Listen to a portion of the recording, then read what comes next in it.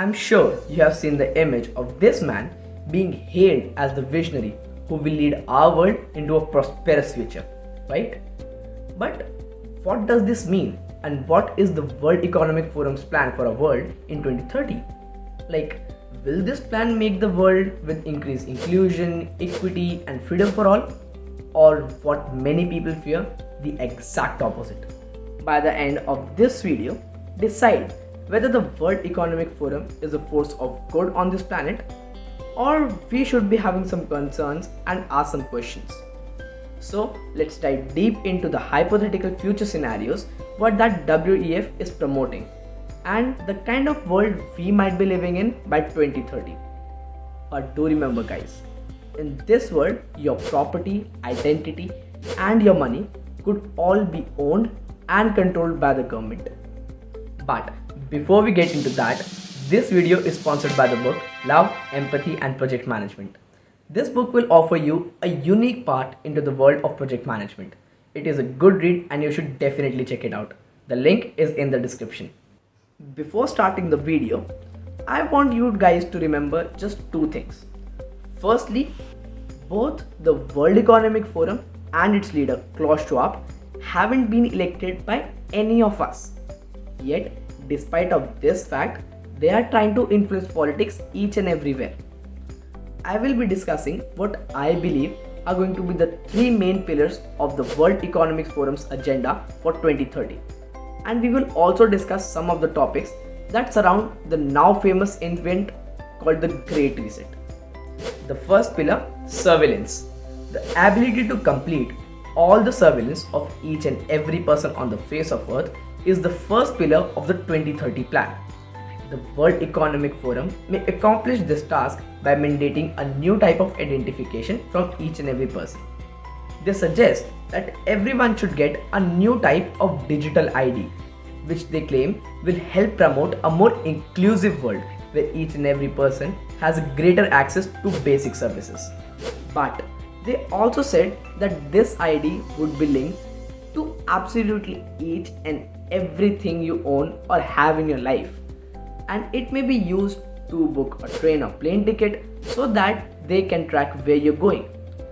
This ID will be used to access your social media, the internet, your bank accounts and every other basic thing in your life. Without this personal ID, you might not be able to purchase anything. Now you might want to ask, who is going to control your digital ID or the information that it holds? Duh, obviously it's your government guys. In other words, this new type of digital ID might follow each and every move you make in the modern society. And by the move, I don't mean only your physical movements. It will also see your online behavior, including where you go, what you eat, what you buy or what you say, or much more. Now, do you guys think this information is little unsettling? Right? Don't worry, you guys are not alone. Recently, Kenya's High Court ruled that a digital ID system is illegal in the country because they feared that the government could use this to violate the people's right to privacy. Guess what? The WEF disagrees and they think that this would have a positive impact on the world rather than a negative one. However, where do you think you will carry this identification? Well, according to the WF, you will be carrying this identification inside your body. Schwab focuses a lot on how RFID chips could be used to track goods and packages around the world, allowing our economy to enhance significantly, right? However, he also claimed that in the near future, a similar kind of monitoring system might be applied to the movement and tracking of people. He also claimed that the fourth industrial revolution will result in the fusion of our physical, digital and biological identities. Now, pillar number 2, finance. You guys must have heard the saying, you will earn nothing and you will be happy. Well, this is the pillar where it could be playing out. According to many articles on their own website and from several others, the WEF predicts that in the near future, people will not own a majority of things that they use in daily life. Rather, they would be sharing those things through a sharing economy. Things, for example, things like cars. According to a WEF member, sometimes you don't even need to make the decisions about what you want, because an algorithm that knows your tastes better than you will make these decisions for you instead. In the near future, your home might be owned by the government, but you won't have to pay the rent because someone else will be living there when you're not there. In other words, each and everything that you own right now may be hypothetically owned by the government in the near future. Even though there are many statistics from many countries around the world that show that people prefer hard cash over the electronic payment system, the WEF thinks that these people do not know what is best for them. Instead, they say that we should be switching to the electronic payment system because that is the way of future.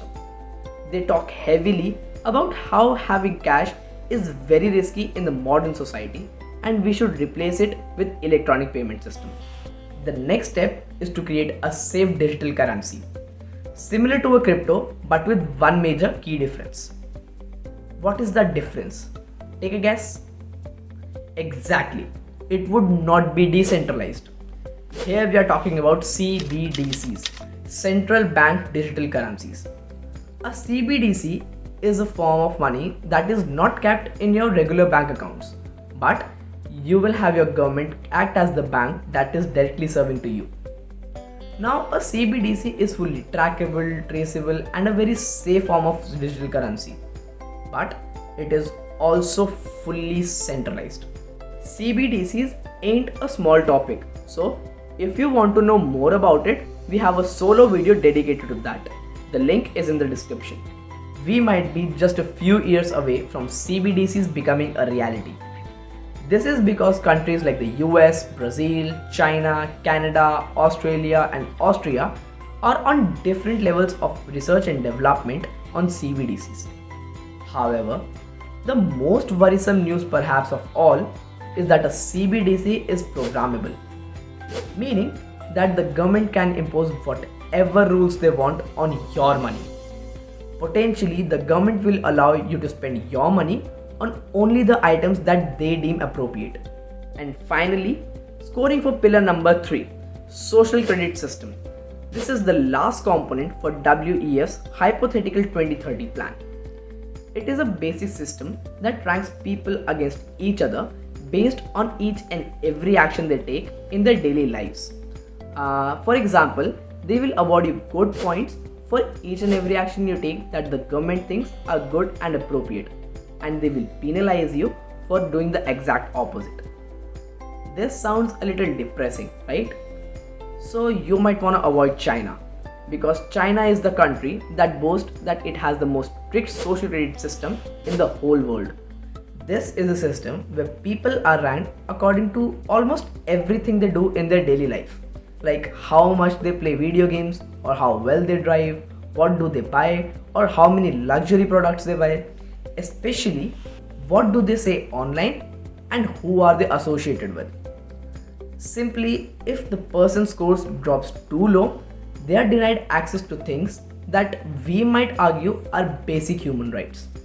Things like passport, or having bank loans, or letting them keep their money into bank accounts. Only a few years back, China was already prohibiting around 20 million people annually from buying plane and train tickets because they had low social credit scores. And guess who is a great supporter of China's system and the nation's colored leader? You guessed it right. This man, Karl Schwab. In a recent WEF forum, Karl Schwab gave a rousing introduction to China's president and also complimented his leadership and this system. If you object to credit scores, you might want to know that a similar system might be applied to a nation near you. The first credit score system in Europe will be launching in Italy later this year, and another Australian city, Darwin, has also suggested one. If everyone had a digital ID, it would be really easier to keep the scores of each and every person for every action they take in their daily lives, right? Now, personally, I found the concept of the social credit systems a little repugnant because this pits the people against each other and ranks them according to their behavior. Now, whether you agree with me on this or not, but this is undeniably true that the social credit system would fit perfectly with pillar number 1, which was surveillance. A system like this would eventually mean that the government would control the people and how they live. It would mean that the people would have to live in accordance to the government's wishes, and if they don't, they would be denied their basic rights and privileges. This is the one point that cannot be contested. Financial advantages, economic advantages, and basic human rights. I would like to know your opinions on each and everything. But to me, this seems like an ideal approach to manage a big population and eliminate the people's free will. Hey guys, I might be wrong about this, but the fact is that all 3 pillars are pointing to only one thing: total control over people. Make up your own mind about what's happening here, guys. But do remember one thing: we never ever elected the WEF. It is supported by some of the most richest and most powerful corporations ever. The WEF is putting its young global leaders in political desks around the world so that it can influence the political rules and regulations in our countries. See, I don't know about you guys, but personally, I would like to live in a world where I get to make my own decisions. I get to choose what do I want to do and I enjoy, rather than the government or worse, an algorithm tell me what do I want. I want to say whatever I want and be associated with whomever I want, without the fear of losing some fictitious brownie points. I would want that my financial powers are still in my hand so that I can choose whether to buy or not buy something. Stay tuned for more information. Thank you for watching this video and I hope you liked it. And if so, please don't forget to like, subscribe and share with others. This was Ujjwal Singla signing off.